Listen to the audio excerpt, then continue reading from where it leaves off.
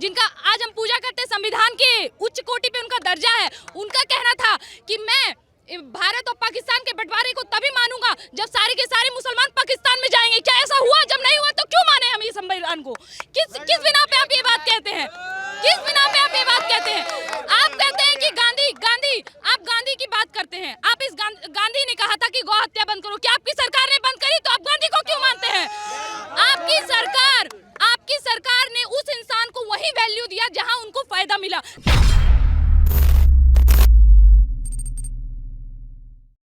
मेरा नाम शहादत हुआ। हाँ जी। आप जो ये सारी चीज़ें हो रही हैं ज्ञानवापी को लेकर, आक्रांता या बादशाह, आपका? मेरा सिंपल सा फंडा है। देखो, जो धर्म को मानने वाले लोग हैं वो तो धर्म के एंगल से देखेंगे, पर इस देश में ऐसे बहुत से लोग जो धर्म को मानते ही नहीं है, कोई भी धर्म को नहीं मानते हैं। उनका क्या होगा? उनको तो पेट का दर्द देखना है ना, उनको जॉब चाहिए, ठीक है, उनको अच्छी गुड लाइफ चाहिए, ये भी तो गवर्नमेंट का काम है, ठीक है। इसमें भी तो ऐसे कह रहे हैं कि जॉब जो चाहिए, बेरोजगारी जो है उसका जिम्मेदार सुनो, मेरे को ये रिकॉग्नाइज नहीं करना है जो हमारा जो देश का जो स्टाफ है, जिसको हम प्रधानमंत्री कहते हैं या पीएम या सीएम जो भी हमारे हैं ना, उसकी ये रिस्पॉन्सिबिलिटी है कि हर एक नागरिक को हैप्पी लाइफ मिले, ठीक है, चाहे वो जॉब से मिले, चाहे वो कहीं से इंतजाम करे। मंदिर मस्जिद मैं अपने घर में ही बना सकता हूँ, ठीक है। ये मुझे रोजी रोटी चाहिए। और एक चीज मैं भी अपनी बात रख रहा हूँ। देखो, मैं जिस देश में सांस ले रहा हूँ, अभी सांस ले रहा हूँ, वो संविधान पे चलता है। और संविधान को बने हुए अभी कितना, शायद 80 साल हो गया अगर मैं रॉन्ग नहीं तो, ठीक है, 70 साल हो गए, ठीक है जी। उसके बाद से जो भी चीज़ें या उससे पहले की जो भी चीज़ें हमें छेड़छाड़ नहीं करना चाहिए, चाहे कोई भी चीज़ जैसे भी हो, ऐसी रखो। 1991 का वर्शिप एक्ट जो है उसको बोल रहे हैं आप? मैं ये बोल रहा हूँ कि देश की आज़ादी के बाद जब संविधान बना है, तब से वो हर एक चीज़ जो भी पीछे का है वो उसको एज इट इज रहना चाहिए, छेड़छाड़ नहीं करना चाहिए, ठीक है। उसके बाद हर एक नागरिक को हैप्पी लाइफ दे, ये उनकी रिस्पॉन्सिबिलिटी है। चाहे वो कोई भी प्रधानमंत्री बने, चाहे कोई भी पार्टी आए, यह सबकी रिस्पॉन्सिबिलिटी है। ना कि आप धर्म का झंडा खेलो, ना इसका झंडा खेलो। मेरा इंटरेस्ट नहीं है उसमें, मेरा उसमें इंटरेस्ट नहीं है। जवाब देनी है पहले मैं आपकी हैप्पी लाइफ का जवाब मैं दे रही हूँ। 90 में नहीं, इनका जो पॉइंट सुनिए, इनका पॉइंट है संविधान। इनका जो पॉइंट है, रुकिए, उनका पॉइंट है संविधान। रुकिए, आप लोग जवाब देने नहीं देते हैं, दिक्कत यही है, आपका दिक्कत यही है। संविधान इनका था कि संविधान बना है, उसके बाद से जो भी रूल किए जा रहे हैं आप उनको फॉलो करिए। तो माफ करिएगा सर, भीमराव अंबेडकर, जिनका आज हम पूजा करते हैं, संविधान के उच्च कोटि पे उनका दर्जा है, उनका कहना था कि मैं भारत और पाकिस्तान के बंटवारे को तभी मानूंगा जब सारे के सारे मुसलमान पाकिस्तान में जाएंगे। क्या ऐसा हुआ? जब नहीं हुआ तो क्यों माने हम इस संविधान को? किस बिना पे आप ये बात कहते हैं? किस बिना पे आप ये बात कहते हैं? आप कहते हैं कि गांधी, आप गांधी की बात करते हैं। आप इस गांधी ने कहा था कि गौ हत्या बंद करो। क्या आपकी सरकार ने बंद करी? तो आप गांधी को क्यों मानते हैं? आपकी सरकार ने उस इंसान को वही वैल्यू दिया जहां उनको फायदा मिला। 70 साल में आपके पास रोजगार था, हमारे देश को एक हीन भावना से देखा जा रहा था, विकासशील नाम दिया गया था। आज हमारा देश विकसित है। किस बिना पर बात हो रहा है? ये किस बिना पर? रोजगारी, बेरोजगारी, सर आप कैपेबल बनिए, MBA करके चाय बेचिए, महीना आपका ₹1,00,000 तनख्वाह होगा। अभी सिर्फ यही मुद्दा था कि आपको चाहिए रोजगार। सर, आपको जनसंख्या नियंत्रण नहीं करना है। मैं किस बिना पे कर रही हूँ आप समझ रहे हो? दर्जन पे दर्जन पैदा होंगे, आपके सरकार देगी रोजगार? ऐसा थोड़ी होता है सर। कैसे देगी सरकार? कैसे रोजगार देगी? आप अपना थोड़ा सा थंब करो भाई, थंब करो। और हम लोग ने कितना सहनशीलता निभाया उसका गवाह मैं आपको देती हूँ। हमारा अखंड भारत 83 लाख वर्ग किलोमीटर था, 33 लाख वर्ग किलोमीटर हो गया। अब जवाब दीजिए आप। 70 साल से आप कांग्रेस सरकार को पूछ रहे थे ना, क्योंकि वो सेकुलर थी। ये वो चीज निभा रहे हैं ना सर, कि जब तक सरकार सेकुलर है तब तक आप हमारे हैं। बस एक मुसलमान को खड़ा तो होने दीजिए। एक कोई मुसलमान प्रधानमंत्री के दाव पे रखे तो फिर देखिए कैसे गजवाए हिंद करते हैं। ऐसा नहीं होगा सर, ऐसा नहीं होगा। ये इस तरह के बयान देना और हर बार आप बेरोजगारी पे कह रहे हैं, तो हमारे देश भारत को छोड़कर किस देश में सरकारी नौकरियां हैं सर? हमारे देश में ऐसी भयानक स्थितियां पैदा हुई हैं 2014 के बाद आपके सरकारों के द्वारा, कांग्रेस के द्वारा। इस देश में जो आप अपने आप को देशवासी कहते हो, माफ करिएगा सर, यही सीएए एनआरसी के विरुद्ध आपने इस कदर देश को जलाया था, इस कदर देश को जलाया था कि वो आज भी हम लोगों का देश नहीं भूल पाया है। आज भी उस वक्त आपने किया था जब विदेश से एक अतिथि ट्रंप हमारे देश में थे, उस वक्त अपने देश की स्थिति जब कोरोना से जूझ रहा था, जब सीए एनआरसी लगा था, आपने 2 साल तक किस तरह शाहीन बाग को घेर कर रखा था। क्या एक देश का वासी ऐसा करता है? क्या एक देश का वासी ये काम करता है? आप कहते हो रोजगारी बेरोजगारी, आप कहते हो रोजगारी बेरोजगारी। 2 मिनट सर। किस तरह से रोजगारी बेरोजगारी मिलेगी? आपको जो मिलना चाहिए सर आपको मिल रहा है, आप इसका फायदा नहीं ले रहे हो बल्कि आप इसका नुकसान कर रहे हो। जी, अभी जो रोजगार और बेरोजगारी की बात पे कर रहे हैं ना सर, जनसंख्या नियंत्रण कानून आने दीजिए। और दूसरी नंबर बात, जिनकी वजह से इस देश का आर्थिक स्थिति खराब हुआ है, जिनकी वजह से इस देश का आर्थिक स्थिति खराब हुआ है, रोहिंग्या बांग्लादेशी इन्हीं के बीच घुस के रह रहे हैं, उनको बाहर निकालिए। आप इस देश के सच्चे नागरिक हैं तो फिर मिलेगा रोजगार। ओवैसी का भी रिएक्शन आया है इसको देखते हुए। उन्होंने कहा कि यार मुगलों का इस देश से अगर कोई रिश्ता नहीं है तो जो उनकी बीवियां थी वो कौन थी? और उन्होंने महंगाई पर भी कटाक्ष करते हुए कहा कि ये जो मुगल करते रहते हैं, देश में जो महंगाई बेरोजगारी बढ़ रही है उसका जिम्मेदार अकबर, बाबर और औरंगजेब। मैं आपके पहले सवाल का जवाब देना चाहूंगी। उन्होंने ये कहा कि औरंगजेब, अकबर, बाबर, जिनका भी उन्होंने नाम लिया, कहीं वो ये तुलना तो नहीं कर रहे हैं अकबर, जोधा अकबर के बारे में? वो इनडायरेक्टली यही बताना चाहते हैं कि आप जोधा अकबर का इतिहास देखिए। तो सर माफ करिएगा, हमने पहले भी ये कह रखा था कि इस देश में मुसलमान जितने गद्दार हैं उतने हमारे इस देश के हिंदू जयचंदों की भी कमी नहीं है, जो अपने देश के, अपने धर्म के होने के बावजूद भी इससे गद्दारी करते हैं, उनकी कमी नहीं है। आपका इस तरह से अभी इस टिप्पणी देना ये तो गलत है, क्योंकि आप उसी इतिहास में उलझते रहे जो आपने पढ़ा है 6 to 12 एनसीईआरटी, जिसमें बताया गया है अकबर को महान, जो कि सच्चाई नहीं है।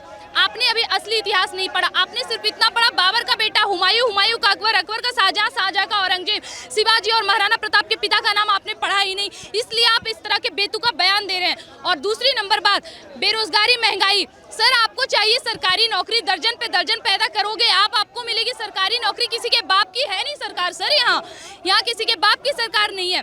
और दूसरी नंबर बात कि आपको जनसंख्या नियंत्रण से दिक्कत है। क्यों भाई? अल्लाह का आदेश है, पैदाइश नहीं रुकनी चाहिए, और आपको चाहिए सरकारी नौकरी।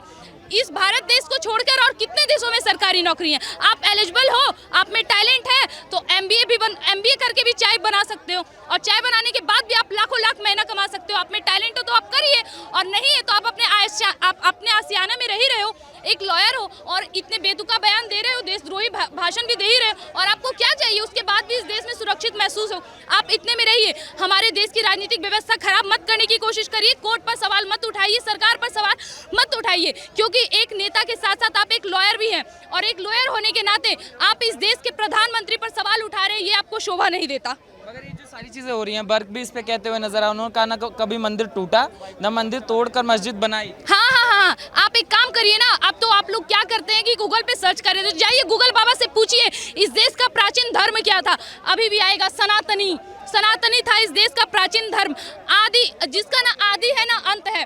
अब उस धर्म से रिलेटेड हमारा मंदिर बनाया जाता था, वो भी कोई ऐसा 4 टुकड़ा में मंदिर नहीं, या फिर ऐसे चादर बिछा के उसको मंदिर का नाम नहीं दिया गया था, उसको बनाने में कई वर्ष लग जाते थे, उस मंदिर के पीछे कई रहस्य छुपे थे।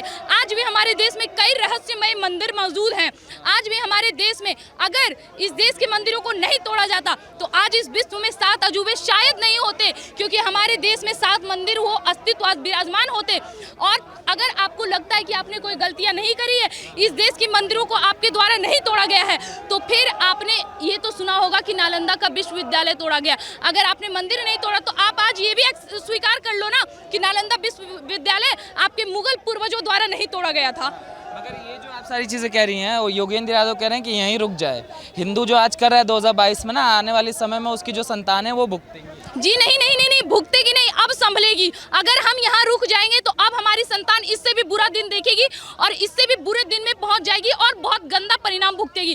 अब हम नहीं रुकेंगे, अब या तो कटेंगे या तो अपने धर्म को स्वीकार करेंगे कि हम एक असली सनातनी हैं, हमें गर्व है। आपको रहना है बेशक इस देश में रहो, लेकिन इस जो 70 साल से लेके आज तक आप करते आ रहे थे इस देश और हमारे धर्म के साथ आहुति, भगवाधारियों को मारने का कार्य जो आप इतने दिनों तक कर रहे थे वो रोकना होगा, वो आपके द्वारा रोकना होगा। अब ये चीज़ कभी नहीं रुकने वाला है। मगर ओवैसी जो औरंगजेब को महान बता रहे हैं। हाँ तो सर आपने अपने बाबा दादा को कौन महान नहीं बताएगा, उनका तो काम ही है सर, वो तो करेंगे ही ना, वो तो करेंगे। आप कहते हो कि हमने अपनी बाबरी मस्जिद खोल दी, हमने अपनी बाबरी मस्जिद खो दी, एक ज्ञान वापी नहीं खोएंगे। सबसे पहली बात, ज्ञान वापी एक संस्कृत नाम है, आपको तो ये भी नहीं पता होगा वो संस्कृत पढ़ा क्यों। दूसरा नंबर बात, आपने ये स्टेटमेंट दिया है कि हमने अपनी बाबरी मस्जिद खो दी। बाबर आपके पिताजी थे क्या सर? अब्बा जानते हैं आपके बाबर?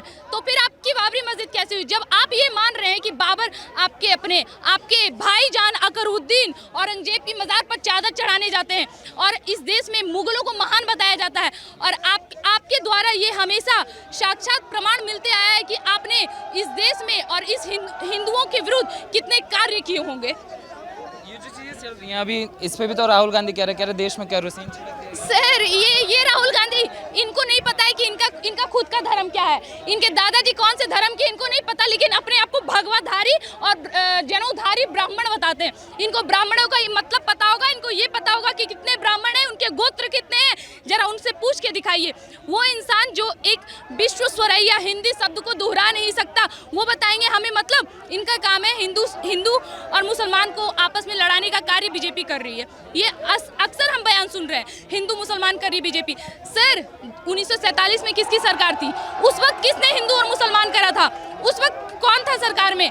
छोड़िए ना, 1990 में कश्मीर में हिंदुओं के साथ जो बेरहमी तरीके से हत्या उनकी की गई थी, उस वक्त कौन था?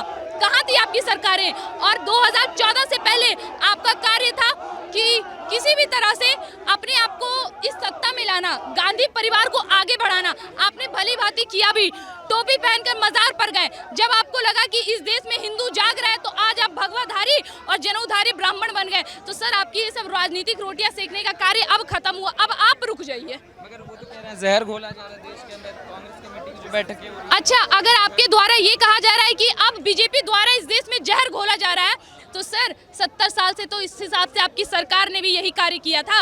आपकी अब्बा जान, आपकी दादी जान, आपकी फूफी जान, सबने यही कार्य किया था। उस वक्त को आप क्या कहोगे?